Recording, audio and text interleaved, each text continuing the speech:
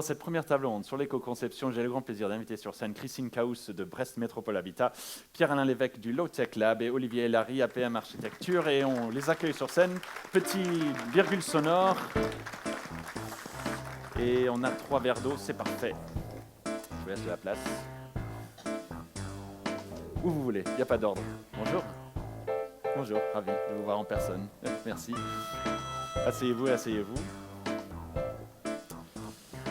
Qui est Pierre-Alain? C'est vous, super. C'est avec vous que je vais commencer. Alors, merci d'être venu. On va parler éco-conception dans le bâtiment. J'aimerais commencer avec une approche un peu générale sur quelque chose dont on parle de plus en plus, mais c'est encore, on ne va pas dire que c'est ce qui attire l'attention le plus élevé d'investisseurs, de programmes R&D peut-être. Vous allez me contredire, je ne sais pas, on va voir Pierre-Alain Lévesque, mais au Low Tech Lab, vous travaillez sur la low tech, cette basse technologie. J'aimerais qu'on parle un petit peu de ça, et évidemment en lien avec le bâtiment, mais aussi un focus plus large pour commencer. Ouais. Je vous en prie. Bonjour à toutes et à tous. Ah, est-ce qu'il est allumé? Excusez-moi. Ça c'est. On va voir. Allez-y, testez. Allô, allô. C'est normal, hein, la low-tech, c'est normal de vous rendre muet. Voilà. Merci, monsieur Lévesque. Donc, Madame Kaus. Est-ce que celui... Oui, super. Ouais, nickel. Eh bien oui, bonjour à toutes et à tous. Ouais, un peu de high-tech, c'est pas mal de temps en temps.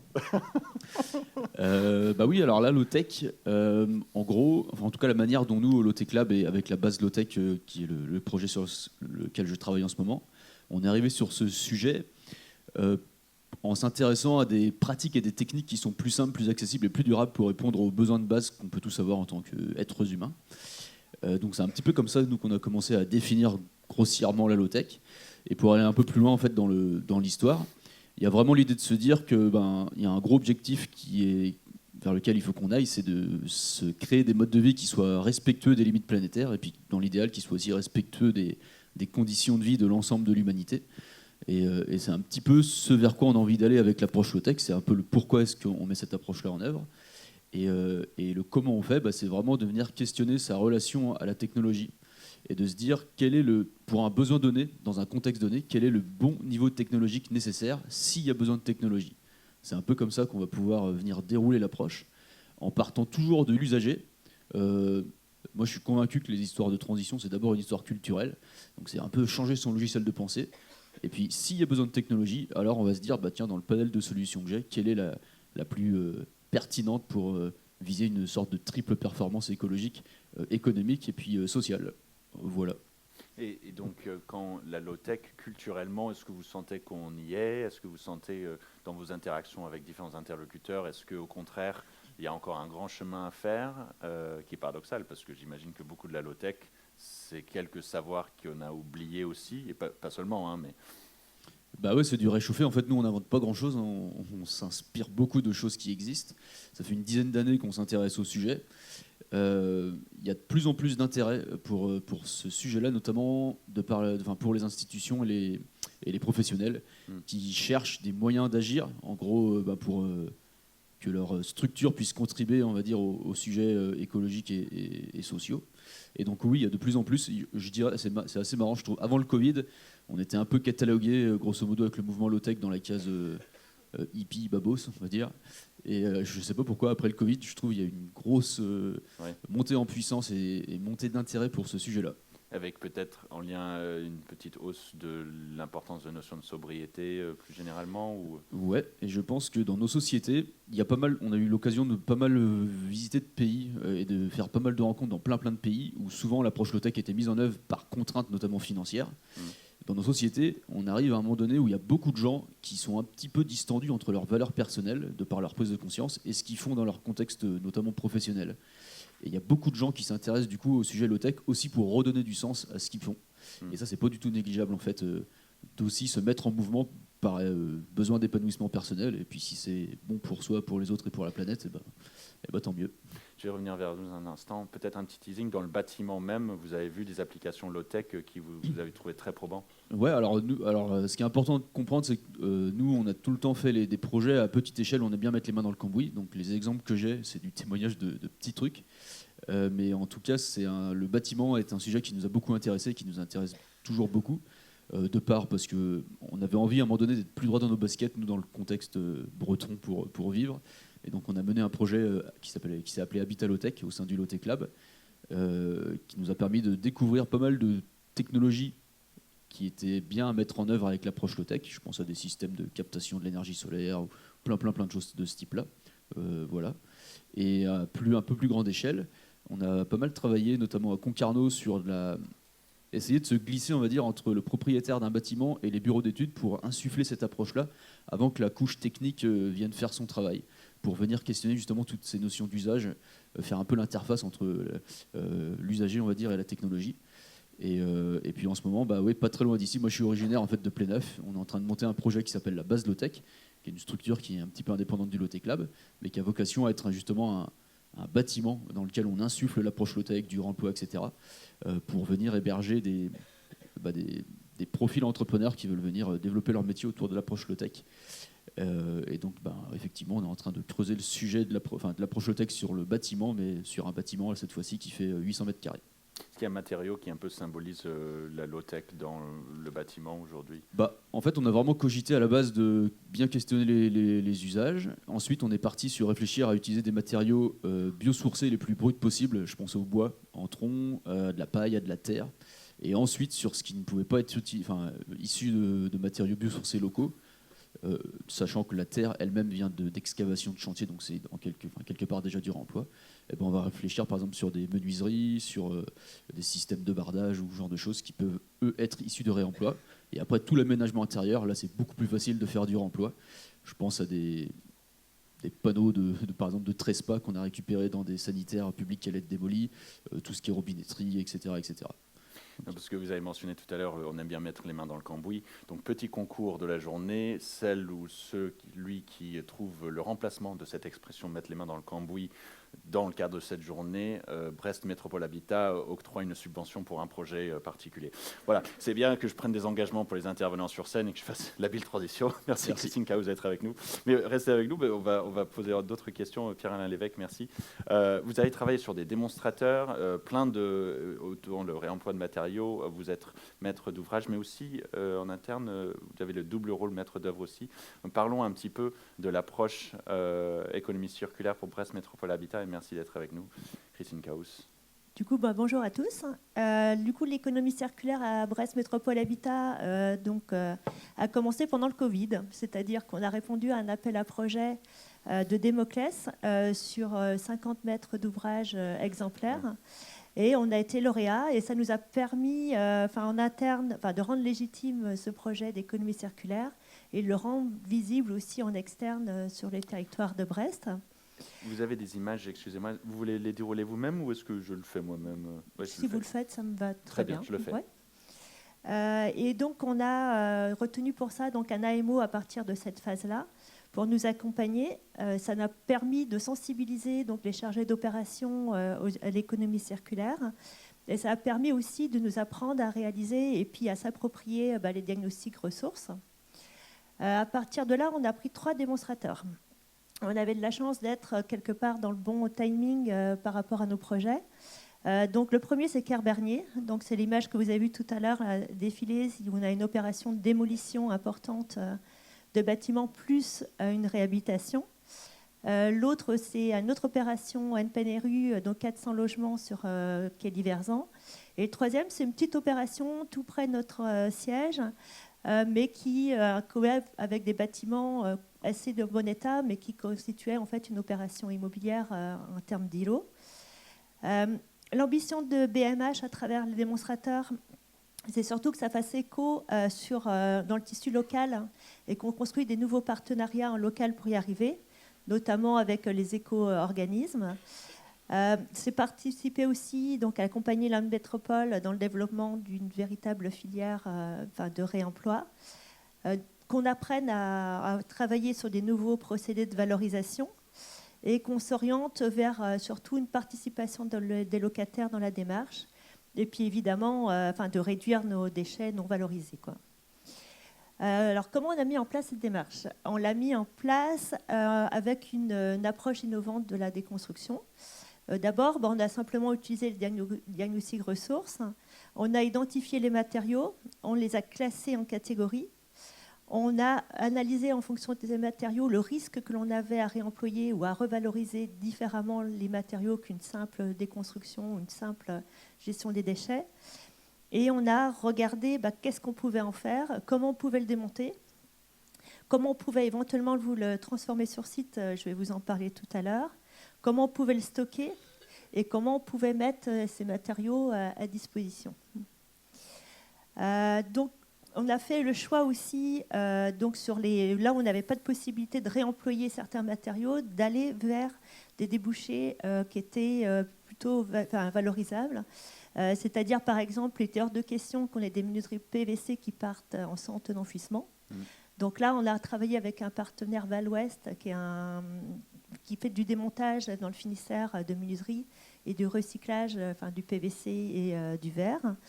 Et on a fait le choix aussi que si jamais on n'avait pas de source de réemploi, on ne démontait pas et on ne stockait surtout pas. C'est-à-dire qu'on a choisi de démonter proprement les matériaux si on avait une filière derrière.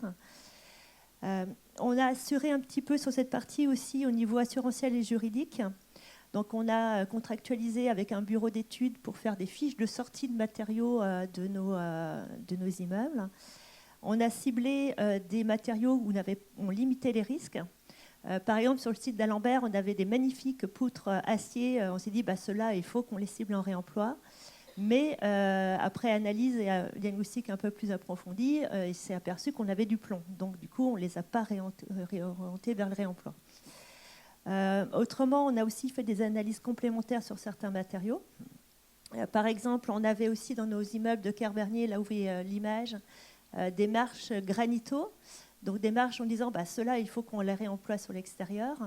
Mais quand on a fait le test de démontage, c'était très compliqué et très onéreux de les démonter proprement. Et au niveau, pour les réemployer sur les espaces extérieurs, par exemple, elles étaient juste trop glissantes, quoi. Donc on les a écartées. Par contre, on a pas mal travaillé sur le béton que composent nos bâtiments, en disant, là, on a quand même un gisement important en termes de mètres cubes et en termes de tonnes pour le réemploi. On a travaillé dans ce cadre de ce projet-là avec Brest Métropole. Et aujourd'hui, donc, on est arrivé à fabriquer un granulat sur place à partir de ce béton pour que ça puisse être employé sur les voiries de Brest. Et ça tombe très bien parce qu'on a un projet de tramway. Donc, du coup, c'est-à-dire que tout ce granulat, on l'a travaillé de manière à que ça puisse être employé au niveau du tram. Alors du coup, qu'est-ce qu'on a réutilisé comme matériaux ? On a réutilisé, donc, dans le cadre de notre régie, travailler sur des petites pièces, notamment des pièces de volets roulants, des pièces de menuiserie, pour pouvoir dépanner, entre guillemets, les éléments de nos logements. Donc on a fait le béton, comme je l'ai dit tout à l'heure. On a aussi un programme d'auto-réhabilitation qui va commencer sur le quartier de Kerbernier, avec les compagnons bâtisseurs. Donc l'objet, c'est les compagnons bâtisseurs ont récupéré des matériaux dans les bâtiments démolis, de l'électricité, des fenêtres, des menuiseries. Et l'idée, c'est que dans le cadre de la réhabilitation, pour aider les locataires les plus précaires à se réapproprier leur logement et être sur la qualité d'habiter de logement, on va mettre en place en parallèle, dans les pièces sur lesquelles on ne vient pas réhabiliter, cette notion d'auto-réhabilitation pour accompagner nos locataires. On a aussi un projet... Je trouve ça intéressant. En fait, il y a une mobilisation locataire, j'ai envie de dire un peu citoyenne, en fait, dans cette démarche que vous avez un petit peu insufflée. C'était une attente de votre part, c'était une bonne surprise, c'était nécessaire. Disons que c'était une évidence, quoi. Parce que c'est vrai qu'on travaille, pour que nos locataires, pour les plus publics précaires, on va dire, nos locataires, pour que nos locataires se approprient bien les logements, pour la vie dans les quartiers. Donc, ça nous paraissait une évidence que si on allait sur le réemploi, on incluait aussi nos locataires il fallait qu'ils soient présents dans cette démarche. C'est une préconisation, si on imaginait dupliquer un petit peu votre démarche, c'est un b.a.-ba, c'est une évidence. Est-ce que c'est facile, cette implication citoyenne aussi, les locataires au premier plan ? Non, ça complexifie forcément les choses, mais ça permet aussi de rester, de mobiliser le service location, par exemple, dans cette démarche, de mobiliser aussi ceux qui sont en charge de l'accompagnement dans le cadre de la réhabilitation, différemment, d'occuper l'espace de manière positive aussi dans les quartiers, et puis donc d'appliquer une démarche plutôt vertueuse d'accompagnement de nos locataires. Très bien. Je vous en prie. Je vous ai coupé dans l'élan. Non, pas de souci. Du coup, on a regardé aussi, pourquoi pas, parce qu'on a quand même beaucoup de bois en fait dans ce cadre de cette réhabilitation-là. Dire, est-ce qu'on ne pourrait pas en faire des meubles aussi à destination des locataires, comme j'évoquais tout à l'heure. Bon, là, on a un petit problème de financement. Enfin, on est en étude de financement, mais c'est des opérations qui ne sont pas si faciles que ça à équilibrer. On a également en fait des ventes éphémères, en fait, 2 méthodes différentes pour voir comment on allait pouvoir dupliquer.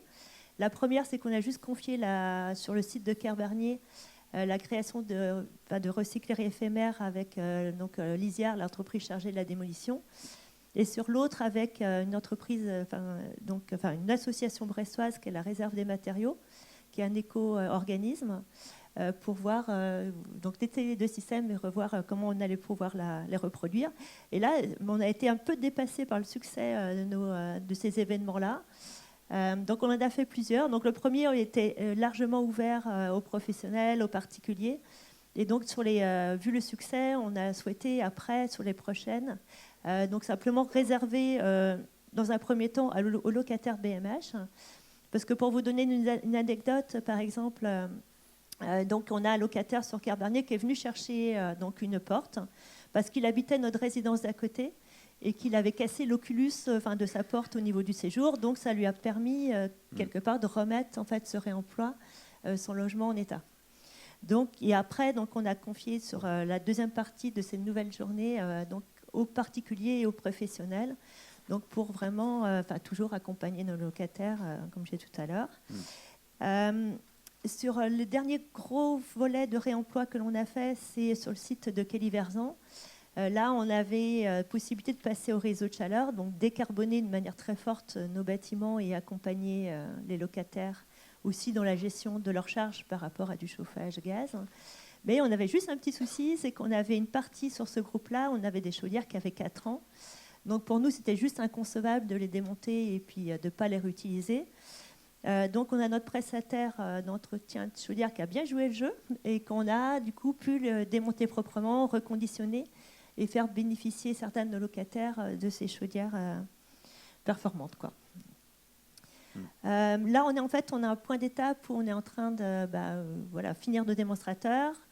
On a notre plan stratégique de patrimoine qui est en cours d'écriture pour la prochaine période sur 10 ans. Et là, on voit qu'on est vraiment sur une condition de reproductibilité, qu'on va même pouvoir en fait accompagner des éco-organismes en fait dans la démarche de les embarquer avec nous. Et on est en train donc du coup d'écrire un peu l'histoire. Et puis aussi de se dire qu'on inclut en fait nos locataires dans cette démarche de matériaux de deuxième vie. Et puis surtout aussi une capacité de générer de l'activité positive dans nos quartiers et contrebalancer par rapport à d'autres usages un peu autres sur cette partie-là. Voilà. Merci beaucoup, Madame Caous. Je retiens plusieurs choses de votre intervention et sur ce dernier point, la coopération avec différents acteurs, notamment les organisations, les éco-organismes. Donc, merci et restez. On a plein de questions et des ateliers cet après-midi aussi avec vous, j'espère. Olivier et Larry, j'ai pris plaisir à préparer. Vous n'avez plus de micro, on va vous aider. Hein. On est de la solidarité sur scène, l'entraide. J'ai beaucoup apprécié préparer la journée en discutant avec vous sur comment vous avez vraiment intégré dans plusieurs projets, notamment sur Angers, des projets avec des logements collectifs aussi, cette notion d'éco-conception dans l'architecture. APM Architecture, c'est le nom. Vous avez aussi quelques images. Je vous en prie, comment vous abordez ce sujet de l'éco-conception tout d'abord? Alors, c'est la flèche vers le bas. Oui, c'est dans l'autre sens. Et si je retourne et que ça devient la flèche vers le haut, le signal, il ne se déclenche pas. Donc c'est pour ça. Je vous en prie. Olivier et Larry, ouais. Oui, donc bonjour, merci de donner la possibilité de présenter de ce projet qu'on porte à Angers. Alors effectivement, l'éco-conception, elle est pleinement intégrée dans notre approche d'architecte. Et je pense qu'on est une génération aussi qui a envie de porter ces enjeux-là, avec la question technique qui est vraiment abordée assez tôt en amont des projets par rapport peut-être à des choses qu'on voyait dans les années précédentes. Et c'est ce qu'on a engagé en fait sur donc un projet ici à Angers, qui est donc un projet de 90 logements sur le quartier des Bretonnières, donc un quartier qui se situe à l'intérieur de la rocade d'Angers. Et on a répondu à ce concours promotion architecte en 2020. Avec un groupement donc, de promoteurs ICO, Soclova, BNC, et à l'intérieur de ce groupement donc, un bailleur social, Soclova, donc bailleur social de Angers. Et on a répondu donc, sur la base d'un projet qui avait été porté par la métropole d'Angers, un aménageur Alter, une équipe d'urbanistes Johan San, il y avait aussi un bureau d'études environnement Vigwam qui est présent dans la salle. Et dès le début, en fait, cette question, et ce qu'on voyait peut-être moins dans les projets il y a peut-être une dizaine d'années, c'est la question des matérialités qu'on avait portées, qui étaient déjà posées très en amont dans la proposition. Donc ici, c'est l'image qu'on avait rendue au moment du concours, où dès ce moment-là, on mettait en avant des réponses en termes de matériaux, et en particulier sur la question du réemploi. C'est déterminant selon vous dans les critères de sélection de réemploi et économie circulaire, éco-conception? Clairement, ouais, ça faisait partie effectivement des critères demandés par l'aménageur et l'équipe d'urbanistes qui portait ce projet-là. Le réemploi, c'est un des éléments. Après, on a aussi d'autres sujets qui sont engagés sur ce projet, sur la question des matériaux. Notamment, on est sur des projets en façade, en ossature bois. On a des matériaux biosourcés. On travaille aussi la terre crue sur 4 maisons. Donc, c'est une réponse globale. Et puis, des enjeux aussi de programmation qui vont plus largement aussi, puisqu'on est sur une proposition avec un programme mixte entre du logement dit libre et du logement social.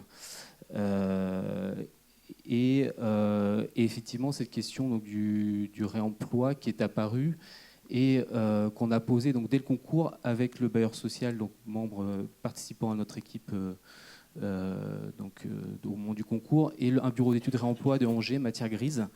Et Soclova nous a montré cette résidence, les Noisetiers, où ils avaient donc un projet de restructuration avec une ressource disponible du Trespa en loggia de ce logement donc en restructuration. Donc ces panneaux bleus là qu'on voit qui étaient donc en fond des balcons. On savait donc au concours qu'il y avait à peu près 400 mètres carrés disponibles. Et ça nous a donné une base un peu de réflexion par rapport aux façades qu'on allait dessiner dans le projet. Et donc quand on a gagné le concours en 2021, on est reparti de ça et on s'est dit maintenant il va falloir y aller. On a 400 mètres carrés disponibles sur ces façades. Comment est-ce qu'on va pouvoir les mettre en œuvre sur notre projet, et quelle quantité aussi. Un des éléments, une des questions un peu fondamentales et importantes pour nous, c'était de savoir sur ces 400 mètres carrés quelle est la quantité exacte qu'on va pouvoir réemployer, parce que l'étape d'après pour nous c'était de déposer un permis de construire, de présenter des façades à la collectivité plus précises que ce qu'on avait fait au concours. Et donc le bureau d'études réemploi matière grise, alors, c'est un peu petit, c'est un peu petit, si mais dans l'idée, c'est qu'il y a eu ce diagnostic ressources, on en parlait tout à l'heure, qui a été fait dès le début, donc dès le démarrage de conception, qui a fait un diagnostic exhaustif sur l'état en fait du matériau. C'est vrai que par rapport à une conception classique, dans une conception classique, on s'appuie sur des catalogues, des fiches techniques qui sont celles donc données par le fournisseur. Ici, il a fallu reconstituer un petit peu ces données techniques en s'appuyant avec ces données de base, mais le matériau ayant 20 ans, ayant un peu vécu, il avait perdu certaines qualités, donc il fallait diagnostiquer. Donc le bureau d'études de réemploi a construit en fait un catalogue de données en fait pour comprendre mieux ce matériau. Aussi par rapport à une conception classique, ce qui se passe, c'est qu'on avait une quantité limitée. Et puis on avait une couleur aussi, un bleu Oui. vert d'eau, qu'il fallait aussi qu'on s'approprie, nous, en tant qu'architectes, dans la composition. Et puis après, donc, plein de questions sont arrivées en fait, quand on a commencé à réfléchir plus précisément à comment on allait mettre ce matériau sur les façades. Notamment, donc, comme je disais tout à l'heure, sur ce projet, on a des façades en ossature bois. Et en fait, le trespas initial était posé sur des façades en maçonnerie. Donc, en fait, ce n'est pas les mêmes systèmes de fixation entre quand on pose en maçonnerie, quand on pose en bois, des questions d'anthrax, de fixation, etc., qui ne sont pas les mêmes. Et donc, on a dû, on a dû réfléchir en fait, à une découpe de ces matériaux et après ça, de faire un plan de calpinage assez précis. On savait qu'on avait 400 mètres carrés au début, donc en enlevant les matières un peu trop endommagées, en faisant de la redécoupe, en maximisant aussi pour limiter les chutes inexploitables, et bah, du coup ça nous donnait un plan de calpinage donc du trespas qu'on a pu implanter sur certaines façades. Et donc de pouvoir présenter, dans le cadre du permis de construire, notre proposition d'intégration de ce matériau. Je me permets juste de vous interrompre pour vous demander, ces questions que vous étiez obligé de vous poser, ça implique que vous avez élargi un peu le spectre des métiers que vous devez toucher ou comprendre, ou est-ce que c'était plutôt confortable comme façon de travailler d'un point de vue intellectuel, si j'ose dire? Est-ce que ça ne semble pas être une révolution? On dirait qu'assez naturellement, vous avez adopté ces questions et travaillé avec ce matériau existant. Mais je me pose cette question-là. Alors, on part effectivement sur des choses. D'un plan de calpinage, on le fait habituellement plutôt dans des phases un peu plus avancées du projet de la conception. Peut-être avant. Là, il fallait faire un peu plus tôt. Mais là, il fallait le faire un peu plus tôt pour pouvoir vraiment savoir de quelle manière on allait pouvoir utiliser ce matériau. Après, c'est vrai que nous, on a cet intérêt aussi un peu technique d'aller creuser, d'aller approfondir ces questions-là. Donc, c'était assez enthousiasmant. Et en fait, on s'appuie sur des savoir-faire, effectivement, qu'on réinterroge et qu'on adapte par rapport à la problématique spécifique du réemploi. Donc, c'est un travail intéressant, déjà. C'est extrêmement riche et intéressant. On peut dire ça. Ouais, tout à fait. Je vous en prie. Et puis après, donc, on est... c'est vrai que pour nous, architectes, quand on travaille avec du réemploi, c'est la question de la composition. Donc, je disais, on a une couleur en fait ici qui était imposée. Parce que quand on travaille en classique, on peut choisir un coloris, un râle, on a un catalogue. Donc là, il fallait faire un travail de test en fait, d'association de ce bleu vert d'eau avec d'autres matériaux qui étaient aussi présents sur le projet. Et puis la particularité de notre projet aussi, c'est qu'on a sur le projet, on a 20 logements qui se font dans un cadre participatif. Et donc on a impliqué en fait ce projet en fait de réemploi, on l'a plutôt positionné sur le logement participatif parce qu'en fait quand on en a parlé avec les habitants qui étaient impliqués dans ce projet, ils ont été tout de suite à fond en fait dans l'idée, dans la réflexion autour du réemploi. Donc on parlait tout à l'heure d'acceptation sociale en fait du réemploi, là il n'y a eu aucun frein en tout cas vis-à-vis de ces futurs habitants, et donc on a fait un atelier participatif avec eux pour trouver la bonne manière d'articuler cette couleur avec les autres matériaux présents sur le projet. Donc là, on est en phase d'appel d'offres, on est en négociation avec les entreprises. La bonne surprise aussi, et puis enfin, on parlait de l'écosystème autour du réemploi, c'est qu'il y a eu un très bon accueil en fait, des entreprises sur ce sujet.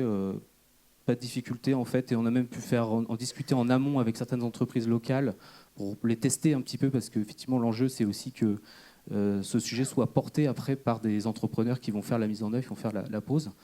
Et en fait, plutôt positif. Enfin, je pense qu'il y a quand même une prise de conscience du sujet et un intérêt en fait, qui est assez croissant. Et Trespas, la marque Trespas, est intéressée aujourd'hui par la démarche. Ils nous ont contactés parce qu'au départ, ils étaient un peu fermés en 2021, là, quand on a lancé ça. Et aujourd'hui, ils sont beaucoup plus ouverts et envie de suivre un petit peu le déroulé et voir comment la méthode qu'on a mis en place sur ce projet va pouvoir se généraliser par ailleurs sur d'autres opérations. Est-ce que je pose une question bête? Trespas, au début, ils se sont peut-être dit, mais c'est un affront à notre modèle économique, d'une certaine manière, que vous utilisez des choses... Non, ils n'ont pas... Je ne sais pas s'ils l'ont dit dans ces termes-là. Ce que j'ai compris, c'est qu'ils ont une plateforme, et je crois que tu as parlé de Trespas aussi tout à l'heure, c'est un matériau qui est... C'est vrai qu'il il est assez costaud comme matériau.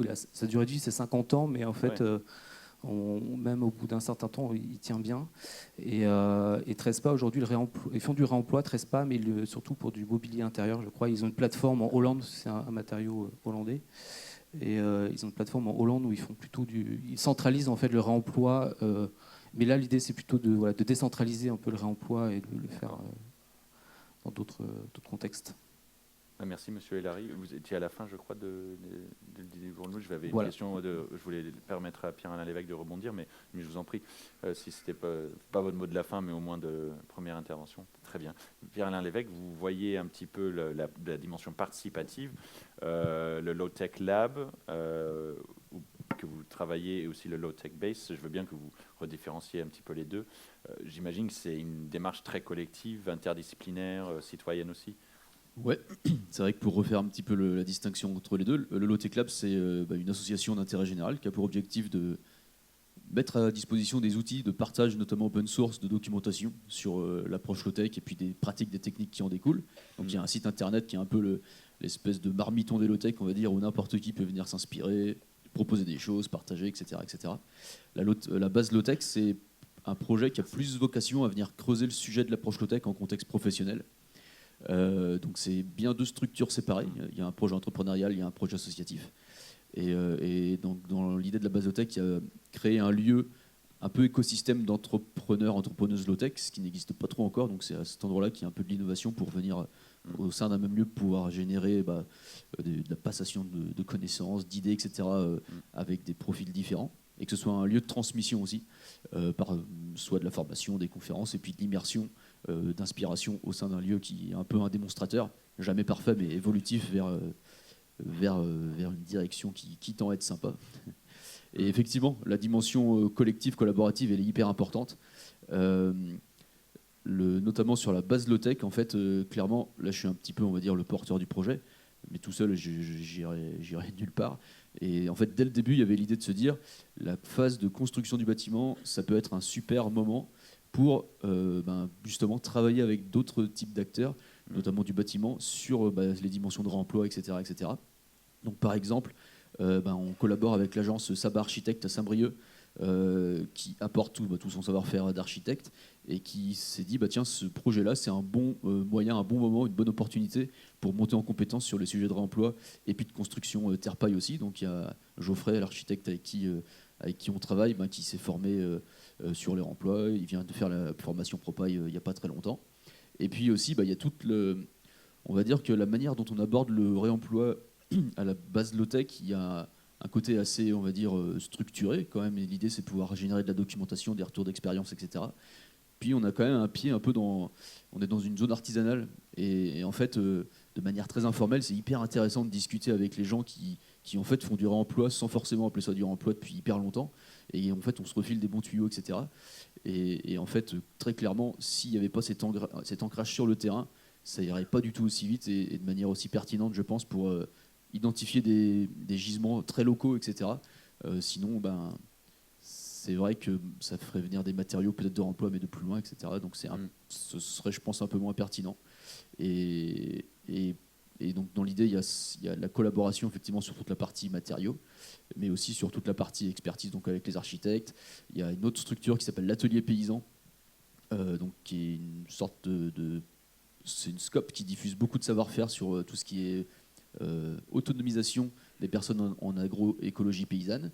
Et ils ont notamment tout un volet sur le bâti. Et donc c'est eux qui vont venir intervenir sur une partie de la construction du bâtiment et d'utiliser le prétexte de la construction comme un moment de formation pour d'autres agriculteurs qui voudraient, parce que oui, il y a une dimension agricole sur le lieu, qui voudraient pouvoir s'inspirer de comment faire des bâtiments de ce type-là. Donc effectivement, c'est pensé pour que dès le début, en fait, c'est ce que je disais tout à l'heure, en fait, on tâche toujours de réfléchir en triple performance économique, sociale et environnementale.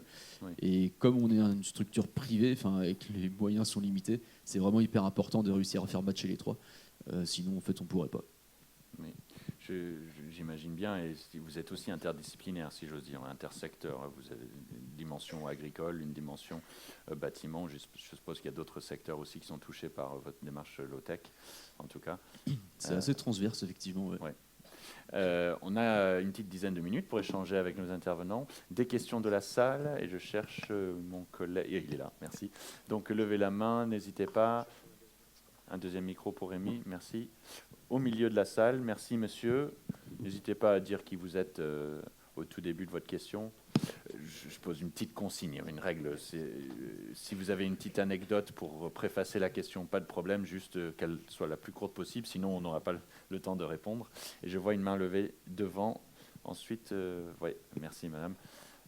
On va les prendre l'une après l'autre, si vous voulez bien. Je sais que notre mémoire va fonctionner très bien. Monsieur au milieu et puis madame devant. Bonjour, je suis Roland Raoult, je suis maire adjoint aux travaux à la ville de Trégueux. Donc je suis là en tant que voisin. Je vous ai posé une question à la dame de Brest. Est-ce que vous avez... Alors, j'aurais parlé plus de déconstruction que de démolition sur votre bâtiment. Je voulais savoir quel coût vous avez en déconstruction, comme vous avez fait par rapport à une déconstruction classique. Parce que c'est bien d'être vertueux, mais on est quand même limité par nos budgets. Donc, si ça ne vous dérange pas, on va passer le micro à madame. Merci. C'est juste pour être légèrement plus dans la capacité à répondre. Avant la réponse ? Okay. Vous voulez d'abord... Non, allez-y, allez-y. Ok, d'accord, ben, ça va dans la suite. En fait, bonjour, Marika Frenette, dirigeante Wigwam. Donc, pour Madame Christine Caous, justement, dans le cadre d'une opération exemplaire comme celle-ci, on est prêt à faire plein d'efforts, c'est normal. À quelles conditions vous envisagez que ça puisse être absorbé dans les coûts ? Est-ce que c'est lié à des processus, par exemple, d'étalement des emprunts que vous auriez ? Enfin, comment vous réfléchissez, peut-être vous à votre échelle ou avec l'USH, sur cette question vraiment importante pour basculer après dans des pratiques usuelles, quoi. Vous avez été ciblé. Allez-y. Du coup, je pense que je vais pouvoir avoir un peu la même réponse sur les deux questions. Sur la notion de coût, évidemment qu'on a regardé aussi quand on travaillait en fait sur nos opérations avec notre diagnostic ressources à ces éléments-là. Notre principal coût, en fait, c'est sur la démolition, donc par rapport au béton, notamment au concassage du béton. On a pris deux solutions. On a pris la solution en disant on fait le choix simplement de déconstruire et d'évacuer les gros blocs de béton après vers l'extérieur, ce qui imposait en fait une cadence de rotation de camions qui était juste pas possible, donc forcément avec un coût carbone important, un impact pour nos locataires, vous imaginez aussi, et un coût important. Et sur cette phase en fait de mise en place de concassage en fait qu'on a fait sur site pour limiter en fait aussi les déplacements et les coûts, on arrive à peu près à un coût qui est à peu près uniforme, quoi.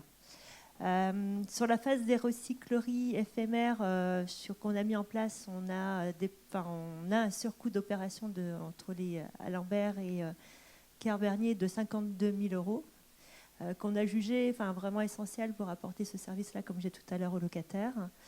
Et sur la phase, le coût le plus important concerne l'accompagnement qu'on va faire de nos locataires avec les compagnons bâtisseurs sur l'auto-réhabilitation, où là, on a une phase qui est dans les 150 000 euros, quoi, sur cette partie-là.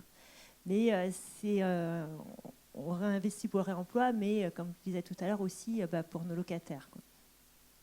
Et c'est bien pour ça, quand j'étais mon propos aussi par rapport à l'optimisation des coûts, on a fait le choix de certains matériaux ne pas les réemployer, comme les marches granito par exemple dans nos immeubles, parce que juste le surcoût par rapport à l'intérêt et au réemploi de ces matériaux-là sur les espaces extérieurs n'était pas soutenable, quoi.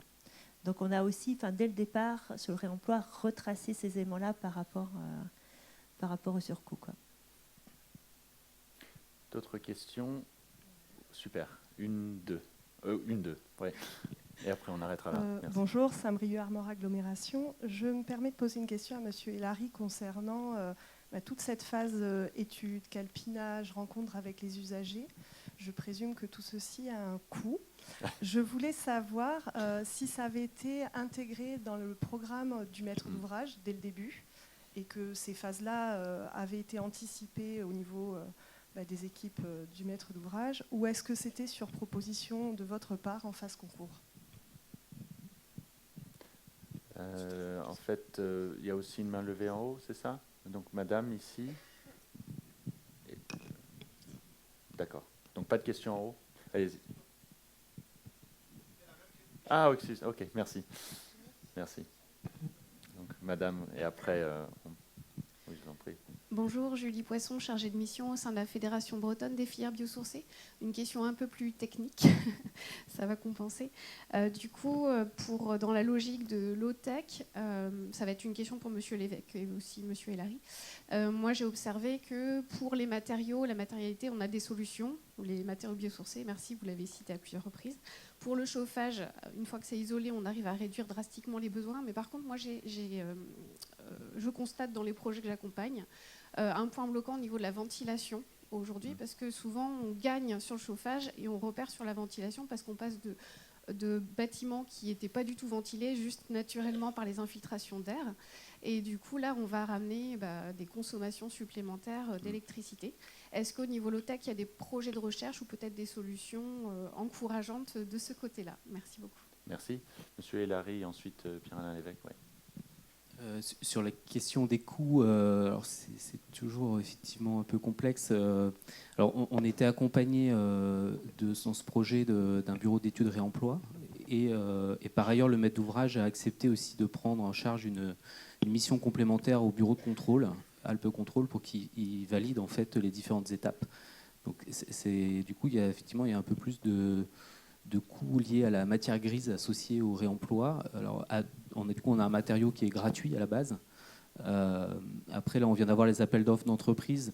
Ce qu'on se rend compte, c'est que on est quand même moins cher en pose, parce que du coup, l'entreprise a juste chiffré la pose d'un matériau par rapport à un trespas classique. Donc, il y a une économie qui est générée à ce niveau-là.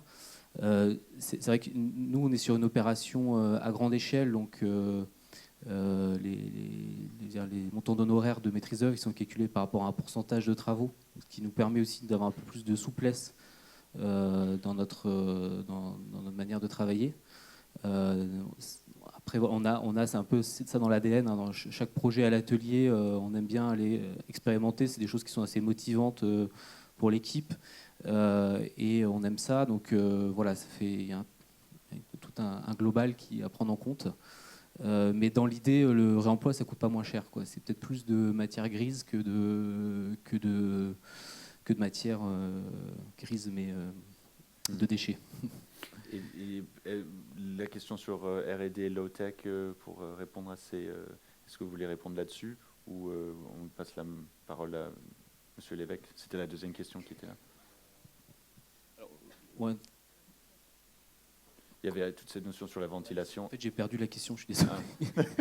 Pierre-Alain Lévesque, si vous pouvez répondre, et puis si ça ne revient pas, on redonnera la parole à madame. Alors, je ne suis pas un pro de la ventile, mais pour m'être un peu intéressé au sujet, il y a quelques temps, il y a pour le coup une référence que j'avais trouvé intéressante, c'est le bureau d'études qui s'appelle Tribu. Il y a un PDF de leur part sur Internet, je l'avais trouvé super intéressant pour, on va dire, compléter l'apport électrique ou du moins faire utiliser différentes sources d'énergie avec soit du thermosiphon avec l'usage du soleil par exemple pour générer des colonnes d'air ou de la ventilation éolienne.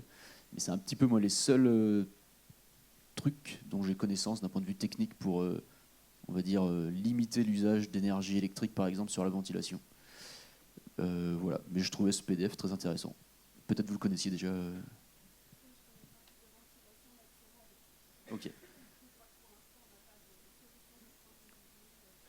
Il y avait quand même dans ce document-là des systèmes techniques qui étaient fonctionnels, quoi. Oui, je vous en prie. Sur la ventilation naturelle, nous, effectivement, on le porte sur plusieurs projets. Moi, ce que je trouve intéressant, c'est essayer de mettre un petit peu moins de techniques associées, essayer de s'appuyer effectivement sur les courants d'air naturels qui peuvent générer des courants de ventilation. Et c'est plus largement, c'est de questionner. Nous, en fait, on l'aborde aussi dans un rapport en fait entre l'extérieur et l'intérieur du bâtiment. On n'a pas envie de faire des habitats complètement enfermés sur eux-mêmes et où ça respire pas avec l'extérieur. Donc c'est plus largement un travail qu'on fait sur le détail aussi d'une baie, d'une ouverture. Comment est-ce qu'on ouvre la fenêtre? Enfin, tout le rapport en fait à l'extérieur que peut générer en fait cette question de la ventilation, quand on la voit de manière plus globale. Après, d'un point de vue énergétique pur, c'est vrai que du coup, on fait rentrer aussi un peu d'air frais, un peu plus d'air frais que dans un système passif en double flux. Donc, là, il y a des débats un peu d'énergéticiens là-dessus qui sont ça dépend des climats, etc. Mais je pense qu'il faut le voir aussi plus largement comme une manière d'ouvrir un peu plus l'habitat vers l'extérieur.